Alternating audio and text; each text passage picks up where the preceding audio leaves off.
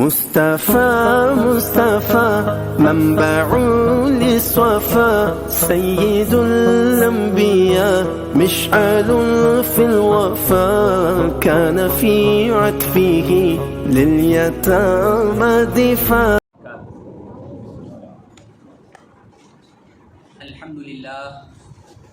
الحمد لله رب العالمين والصلاة والسلام على أشرف الأنبياء والمرسلين وعلى آله وأصحابه وذرياته وأهل بيته أجمعين. أما بعد، فقد قال الله تبارك وتعالى في القرآن المجيد والفرقان الحميد: فأعوذ بالله من الشيطان الرجيم، بسم الله الرحمن الرحيم. ألم تر كيف فعل ربك بأصحاب الفيل ألم يجعل كيدهم في تضليل وأرسل عليهم طيرا أبابيل ترميهم بحجارة من سجيل فجعلهم كعصف مأكول. صدق الله العظيم وصدق رسوله النبي الكريم ونحن على ذلك لمن الشاهدين والشاكرين والحمد لله رب العالمین.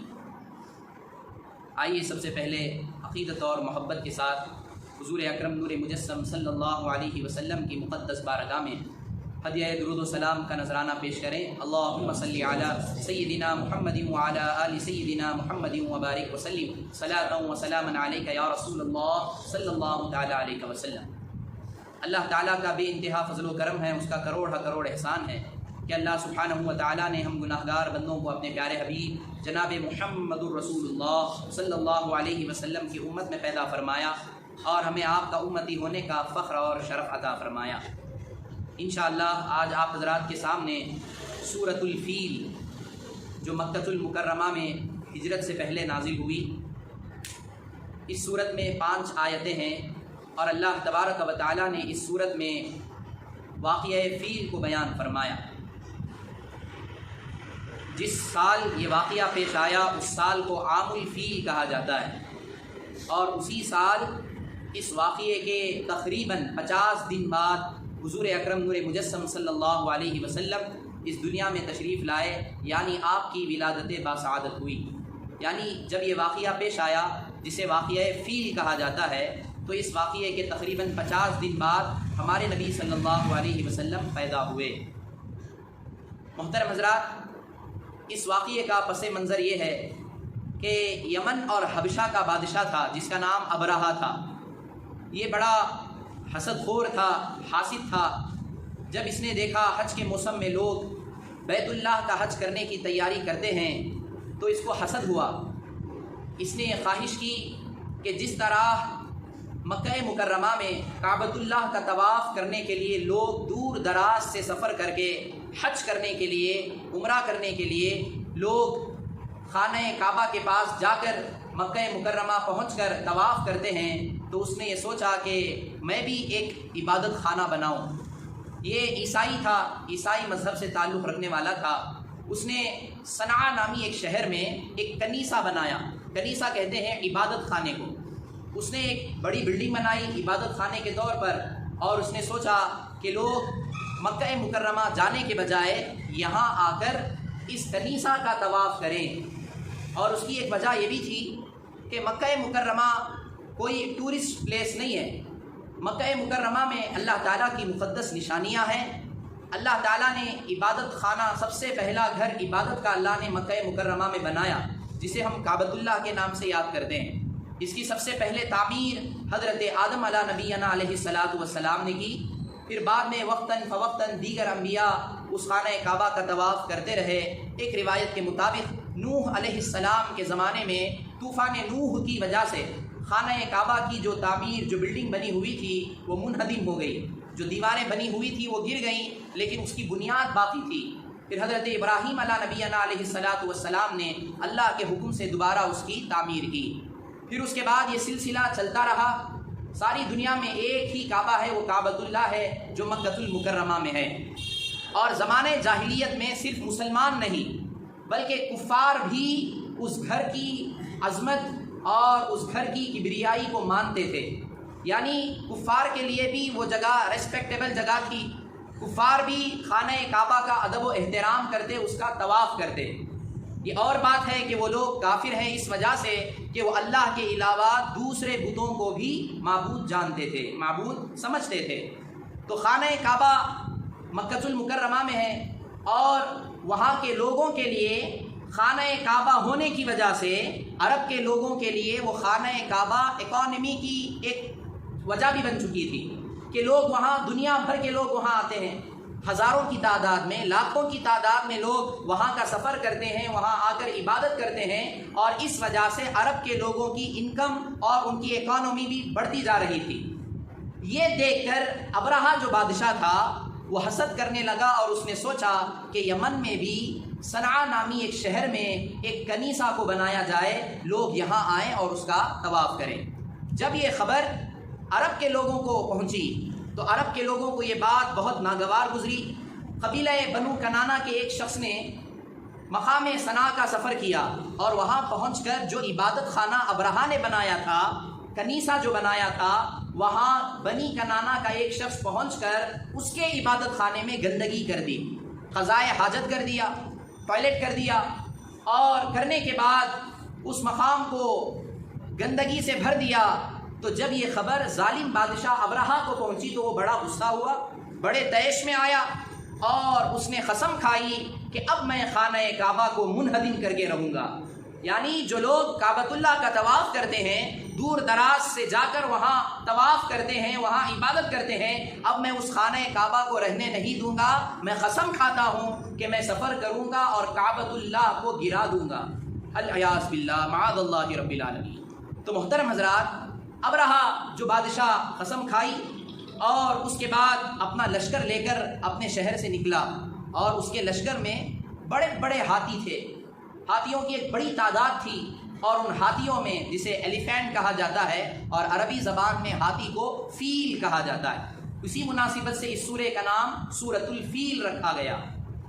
ہاتھیوں میں ایک ہاتھی تھا جو ان ہاتھیوں کا پیش رو تھا، جو بڑا سردار تھا، جو جسم و جسمانیت کے اعتبار سے بڑے ہی موٹے جسم کا تھا، جس کا نام ابرہہ نے محمود رکھا تھا، اس ہاتھی کا نام محمود رکھا تھا۔ اس ہاتھیوں کے لشکر کو لے کر ابرہہ عرب کی سرزمین پر مکہ مکرمہ شہر کا سفر شروع کیا۔ مکہ مکرمہ میں داخل ہونے سے پہلے راستے میں ابرہہ نے عرب کے لوگوں کے بہت سے جانور قید کر لیے۔ اس وقت عرب کی سرزمین میں بڑے بڑے لوگ اس وجہ سے پہچانے جاتے تھے کہ جن کے پاس جتنے جانور زیادہ ہوتے وہ اتنا بڑا امیر ہوتا۔ اونٹوں کی بڑی شہرت تھی، اونٹوں کی تعداد جس شخص کے پاس بڑی زیادہ تعداد میں ہوتی وہ شخص بڑا امیر کہلاتا۔ حضرت سیدنا عبد المطلب رضی اللہ تعالی عنہ، یہ ہمارے نبی صلی اللہ علیہ وسلم کے دادا ہیں، حضرت عبد المطلب رضی اللہ تعالی عنہ۔ ان جانوروں میں آپ کے 200 اونٹ تھے، تقریباً 200 اونٹ تھے۔ ابرہہ نے ان سارے جانوروں کو قبضے میں لے لیا، قید کر لیا۔ جب مکہ المکرمہ پہنچا تو حضرت سیدنا عبد المطلب رضی اللہ تعالی عنہ اس کے پاس گئے۔ جیسے ہی آپ تشریف لے گئے، ابرہہ نے دیکھا تو حضرت عبد المطلب کی ریسپیکٹ کی، تعظیم کیا، اور ان کو اپنے ساتھ بٹھایا۔ یہ اس وجہ سے، اس کی وجہ مفسرین ایک بیان فرماتے ہیں کہ کیونکہ حضرت عبد المطلب ہمارے نبی کے دادا تھے، اور ہمارے نبی صلی اللہ علیہ وسلم کا نور حضرت عبد المطلب کی پیشانی سے ظاہر ہو رہا تھا، کیونکہ اللہ نے سب سے پہلے ہمارے نبی کے نور کو پیدا فرمایا۔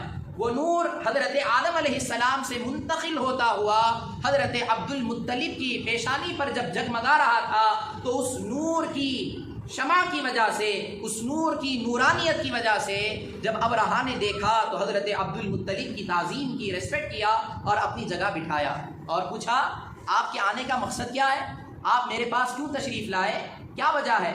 تو حضرت عبد المطلب رضی اللہ تعالی عنہ نے فرمایا کہ میرے آنے کا مقصد یہ ہے کہ میرے اونٹ مجھے واپس کر دیے جائے۔ جن جانوروں کو تم نے قبضہ کیا، جن جانوروں کو تم نے فلاں مقام سے اٹھا لیا، اس میں میرے بھی اونٹ ہیں، مجھے میرے اونٹ واپس کر دیے جائیں۔ جب حضرت عبد المطلب نے یہ مطالبہ کیا تو ابرہہ بڑا تعجب ہوا اور پوچھنے لگا کہ آپ بڑی حیران کی بات کرتے ہیں، مجھے حیرت میں آپ نے ڈال دیا کہ میں یہاں آپ کے اس خانہ کعبہ کو ڈھانے کے لیے آیا ہوں جو آپ اور آپ کے دادا کے نزدیک بڑا معظم ہے، بڑا مکرم ہے، آپ وہ چیز پوچھنے کے بجائے آپ یہ پوچھ رہے ہیں کہ آپ کے اونٹ کو دے دیا جائے۔ تو حضرت عبد المطلب نے جواب دیا کہ میں اونٹوں کا مالک ہوں، میں صرف اونٹوں کا مالک ہوں، تو میں اونٹوں کے بارے میں پوچھ رہا ہوں، اور خانہ کعبہ جو اللہ کا مقدس گھر ہے اس کا مالک اللہ ہے، وہ اللہ اس کی حفاظت فرمائے گا، اللہ اس کی حفاظت فرمائے گا۔ یہ کہہ کر حضرت عبد المطلب ابرہا کے پاس سے آ گئے، ابرہا نے اونٹ ان کو واپس کر دیے۔ حضرت عبد المطلب آئے، اپنے قوم کے پاس آئے، قریش سے آپ نے فرمایا، قریش خاندان کا نام ہے، قبیلہ قریش، قریش کے پاس آئے اور ساری داستان سنائی اور مشورہ دیا کہ میں چاہتا ہوں کہ سب لوگ پہاڑوں کی چوٹیوں پر، پہاڑوں کی گھاٹیوں پر چڑھ جائیں، وہاں رہیں، اور خود حضرت عبد المطلب خانہ کعبہ کے دروازے پر آتے ہیں اور خانہ کعبہ کے دروازے کو پکڑ کر اللہ کی بارگاہ میں دعا کرتے ہیں کہ پروردگارا اس مقدس گھر کی تو حفاظت فرما۔ تو حضرت عبد المطلب نے دعا کی، پھر اس کے بعد آپ بھی پہاڑ کی چوٹیوں پر چڑھ گئے۔ پھر اس کے بعد جب صبح ہوئی تو ابرہا نے اپنے لشکر کو حکم دیا کہ چلو کعبے پر حملہ کریں گے، کعبے کو ڈھائیں گے، کعبے کی دیواریں گرا دیں گے، کعبے کو منہدم کر دیں گے۔ جب ابرہا بادشاہ نے لشکر کو حکم دیا تو لشکر کے رہنے والے لوگ جو بڑے بڑے سردار تھے، انہوں نے جو سب سے بڑا ہاتھی تھا جس کا نام محمود تھا، اس کو جب انہوں نے اٹھانا چاہا تو وہ ہاتھی دائیں بھی چلتا ہے، بائیں بھی چلا جاتا ہے، پیچھے بھی چلا جاتا ہے، لیکن جب کعبے کی سمت پر لے جانا چاہتے ہیں تو وہ ہاتھی آگے نہیں بڑھتا، وہ ہاتھی کعبے کی طرف چل ہی نہیں پاتا، وہ وہیں رک جاتا، بیٹھ جاتا۔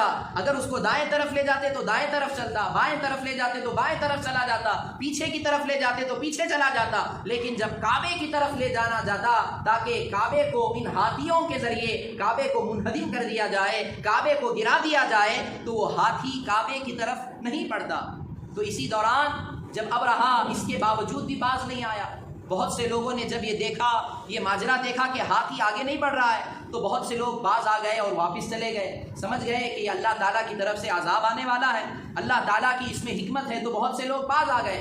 لیکن ابرہا جو تھا وہ بڑا سرکش تھا، وہ بڑا حسد خور تھا، اس نے نہ مانا، اور جب وہ چڑھائی کرنے کا ارادہ کیا تو اللہ تبارک و تعالیٰ نے ابرہا کے لشکر پر سمندر کی طرف سے پرندوں کی فوجیں بھیجی، چھوٹے چھوٹے پرندے بڑی جماعت کے ساتھ پرندے اڑتے ہوئے آئے سمندر کی طرف سے، اور ان پرندوں کے پیروں میں ایک پیر میں 2 کنکر اور ان کی چونچ میں 1 کنکر، ایک پرندے کے ساتھ 3 کنکریاں تھیں، اور وہ کنکر مسور یا چنے کے برابر تھے۔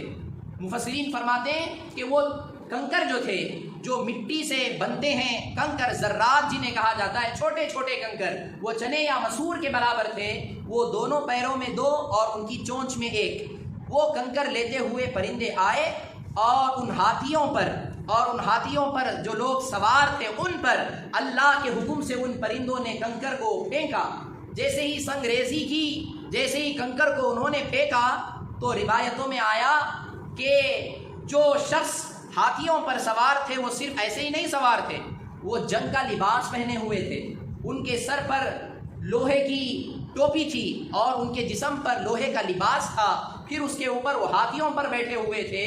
جیسے ہی وہ پرندے سے کنکر نکلتا تو اس کنکر میں اتنی طاقت ہوتی جس طرح آج بم اور گولی میں طاقت ہوتی ہے، کہ وہ کنکر جیسے ہی پرندوں کے پیروں سے نکل کر اس کے اوپر پڑتا تو اس لوہے کی ٹوپی کو چیرتا ہوا، اس کے لوہے کے لباس کو چیرتا ہوا، اس کے جسم کو چیرتا ہوا اور جانوروں کے جسم کو چیرتا ہوا وہ کنکر زمین پر آ گرتا۔ اس طرح اللہ تعالیٰ کا عذاب ان پر نازل ہوا کہ اللہ تعالیٰ نے چھوٹے چھوٹے پرندوں کے ذریعے، چھوٹے چھوٹے کنکروں کے ذریعے اللہ تعالیٰ نے اتنی بڑی فوج کو، اتنی بڑی طاقتوں کو تھوڑے سے وقت میں اللہ نے سب کو زیر کر دیا۔ یہ عذاب آیا۔ پھر اس کے بعد مفسرین فرماتے ہیں کہ جو ابرہا تھا، ظالم بادشاہ تھا، وہ تو بچ گیا، کئی لوگ زخمی ہو گئے، کئی لوگ بھاگنے لگے، اور کئی لوگوں کی لاشیں وہاں تھیں، جانوروں کی لاشیں، لوگوں کی لاشیں وہاں تھیں۔ ابرہا اور اس کے کئی لوگ جو تھے وہ زخمی ہو گئے، زخمی ہو کر کئی لوگ وہاں سے بھاگ گئے، کئی لوگ یمن کے جانے کے راستے ہی میں فوت ہو گئے، لیکن جو ابرہہ تھا اللہ تعالیٰ کو یہ منظور تھا کہ اس کو عذاب، اس کو تکلیف بڑی شدت کی دی جائے۔ ابرہہ جو تھا وہ بڑا زخمی ہو گیا، راستے میں اس کا جسم سڑنے گڑنے لگا، یہاں تک کہ جب وہ اپنے بنائے ہوئے عبادت خانے کے پاس آیا، کنیسہ کے پاس آیا، تو وہاں اس کا جسم سڑ کر گل کر، اس کا جسم چکنا چور ہو کر، وہ سڑ کر اسی حالت میں مر گیا۔ اس طرح وہ لوگ فوت ہو گئے۔ ام المؤمنین حضرت عائشہ صدیقہ رضی اللہ عنہا فرماتی ہیں کہ اللہ تعالیٰ نے اس واقعے سے عبرت حاصل کرنے کے لیے 2 لوگوں کو باقی رکھا۔ اس میں ایک اندھا تھا، ایک شخص اپاہج کی بیماری میں مبتلا ہو گیا۔ اپاہج اس شخص کو کہتے ہیں جو چل نہیں سکتا، جو پیروں سے اور ہاتھوں سے معذور ہوتا ہے، اسے اپاہج کہا جاتا ہے۔ تو اللہ تعالیٰ نے 2 لوگوں کو عبرت کے لیے اللہ نے باقی رکھا۔ حضرت عائشہ فرماتی ہیں میں نے ان 2 لوگوں کو دیکھا کہ وہ مکے کی سرزمین پر بھیک مانگتے پھر رہے۔ تو محترم حضرات، یہ واقعہ پیش آیا اور اس واقعے کو اللہ تبارک و تعالیٰ نے قرآن مجید میں بیان فرمایا، الم تر کیف فعل ربک باصحاب الفیل۔ اے محبوب، کیا آپ نے نہ دیکھا کہ تمہارے رب نے ان ہاتھی والوں کا کیا حال کیا؟ اے محبوب، کیا آپ نے نہیں دیکھا کہ تمہارے رب نے ان ہاتھی والوں کا کیا حال کیا؟ الم یجعل کیدہم فی تضلیل، کیا اس نے ان کے مکر و فریب کو تباہی میں نہ ڈالا؟ یعنی ان کا جو پلان تھا، ان کا جو منصوبہ تھا، ان کی جو کوشش تھی کہ کعبے کو ڈھا دیا جائے، کعبے کو منہدم کر دیا جائے، کعبے کو گرا دیا جائے، اللہ تعالیٰ نے ان کے اس منصوبے میں انہیں ناکام کر دیا۔ کیا اس نے ان کے مکر و فریب کو تباہی میں نہ ڈال دیا؟ یقیناً اللہ نے تباہ کر دیا۔ کس طرح؟ اللہ تعالیٰ نے فرمایا وَأَرْسَلَ عَلَيْهِمْ طَيْرًا أَبَابِيلَ، کہ ان پر فوج در فوج پرندے بھیجے، پرندے بھیجے۔ وَأَرْسَلَ عَلَيْهِمْ طَيْرًا أَبَابِيلَ تَرْمِيهِمْ بِحِجَارَةٍ مِّن سِجِّيلٍ، جو انہیں کنکر کے پتھروں سے مارتے تھے۔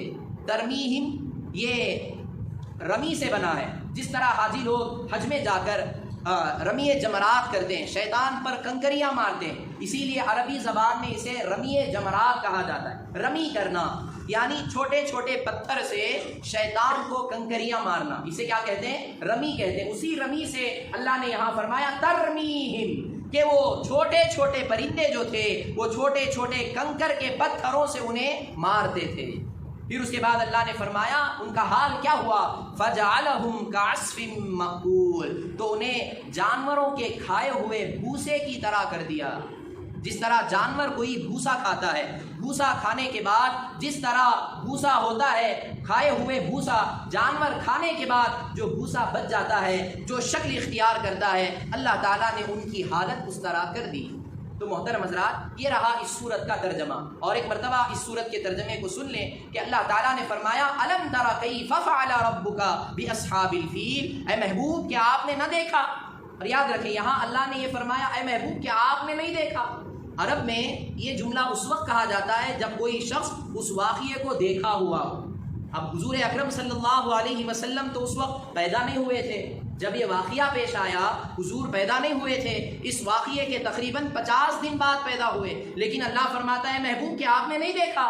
تو اس کا مطلب مفسرین یہ بیان فرماتے ہیں اللہ تعالیٰ کی ذات علی کل شیء قدیر ہے، اللہ تعالیٰ ہر چیز پر قدرت رکھنے والا، ان اللہ علی کل شیء قدیر، تو اللہ تعالیٰ اس چیز پر بھی قادر ہے کہ اللہ تعالیٰ نے ہمارے نبی جناب محمد رسول اللہ صلی اللہ علیہ وسلم کو ان سارے واقعات کی خبر ایسے دی، حضرت آدم علیہ السلام کی پیدائش سے لے کر آپ کی ولادت تک اور آپ کے وصال کے بعد سے لے کر قیامت تک ہونے والے تمام واقعات کی خبر اللہ نے ہمارے نبی کو اس طرح دی جس طرح کوئی انسان ان واقعات کو اپنی آنکھوں سے دیکھتا ہے۔ یہ اللہ نے ہمارے نبی کو اتنی خبر عطا فرمائی، اسی لیے تو قرآن مجید میں اور احادیث میں ہمیں گزرے ہوئے واقعات کا بھی پتہ چلتا ہے، قیامت کی نشانیوں کا بھی پتہ چلتا ہے، اور قیامت کے بعد کیا ہوگا، قبر میں کیا ہوگا، قیامت کس طرح قائم ہوگی، حشر کا میدان کیسے قائم ہوگا، قیامت میں کس طرح حساب و کتاب ہوگا، حساب و کتاب کے بعد جنت و دوزخ کی صفت کیا ہوگی، جنت و دوزخ میں کون جائیں گے، یہ تمام چیزیں اللہ نے ہمارے نبی کے ذریعے ہمیں بتائی۔ تو معلوم یہ ہوا کہ اللہ تعالیٰ نے حضور اکرم صلی اللہ علیہ وسلم کو ان تمام واقعات کی خبر ایسے دی جس طرح کوئی شخص ان واقعات کو اپنی آنکھوں سے دیکھتا ہے۔ اسی لیے اللہ نے فرمایا الم ترى، اے محبوب کیا آپ نے نہیں دیکھا کہ تمہارے رب نے ان ہاتھی والوں کے ساتھ ہاتھی والوں کا کیا حال کیا؟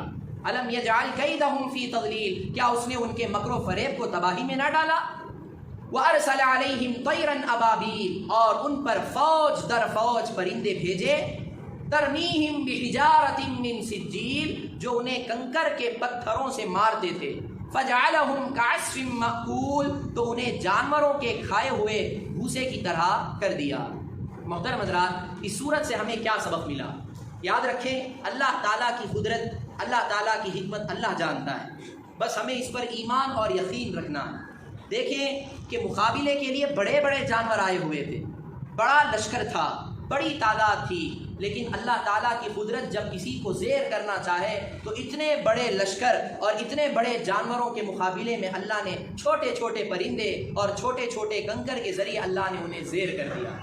اور اسی طرح اس کائنات میں حقیقی طاقت و قوت صرف ایک ہی ہے، وہ اللہ کی طاقت ہے، وہ اللہ کی طاقت و قوت ہے۔ اللہ تبارک و تعالی دنیا میں بڑے بڑے طاقتور آئے، دنیا میں بڑے بڑے طاقتوروں نے اپنا روب جمایا، اپنا ظلم بچھایا، بڑے بڑے طاقتور دنیا میں آئے اور بڑی بڑی فوجیں آئی، لیکن کسی کی شان و شوکت، کسی کا روب و دبدبہ آج باقی نہ رہا۔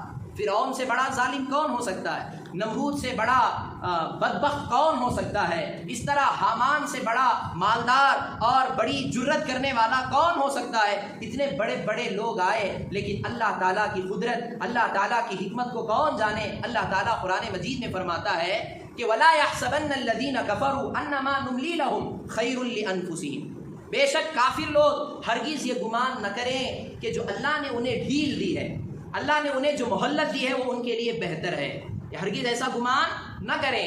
کیوں؟ اللہ نے انہیں کیوں ڈھیل دی؟ بعض موقع ایسے ہوتے ہیں کہ فوراً اللہ کا عذاب نازل ہو جاتا ہے، لیکن بعض مواقع ایسے ہوتے ہیں کہ اس میں اللہ کی حکمت ہوتی ہے کہ اللہ تعالیٰ انہیں ڈھیل دیتا ہے، اللہ انہیں چھوڑ دیتا ہے، اللہ انہیں مہلت دے رکھی ہے۔ کہ اللہ انہیں کیوں مہلت دیتا ہے، اس کی وجہ بھی اللہ نے قرآن میں بیان فرمایا، انما نملی لہم لیزدادوا اثما، کہ ہم انہیں ڈھیل اس لیے دے رہے ہیں تاکہ وہ اور گناہ کریں اور بدبخت بنے۔ کیوں؟ لیزدادوا اثما ولہم عذاب مہین، کہ ان کے لیے دردناک عذاب اللہ نے تیار کر رکھا ہے، کہ جتنے وہ بدبخت ہوتے جائیں گے اتنا زیادہ سخت عذاب اللہ نے ان کے لیے مقرر کر رکھا ہے۔ تو اسی لیے یاد رکھیں، گناہ کرنے کے باوجود، سب سے بڑا گناہ شرک ہے، کفر ہے، کفر کرنے کے باوجود اگر کسی کی زندگی میں سکون و چین ہے، کسی کی زندگی لمبی ہو رہی ہے، گناہ کرنے کے باوجود بھی اگر کوئی شخص سکون و چین سے جی رہا ہے، گناہ کرنے کے باوجود بھی اگر کوئی شخص لمبی زندگی پا رہا ہے، تو وہ ہرگز یہ گمان نہ کرے کہ وہ نیک ہے۔ وہ ذرا اپنا محاسبہ کرے اور سوچے کہ کہیں اللہ نے مجھے ڈھیل نہیں دی ہے، کہیں اللہ تعالیٰ نے مجھے چھوٹ نہیں دی ہے۔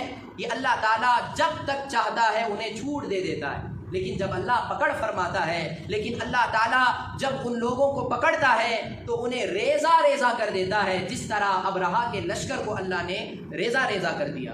تو محترم حضرات، سب سے بڑی طاقت اللہ کی طاقت ہے، اللہ ہی کی حقیقی قوت ہے۔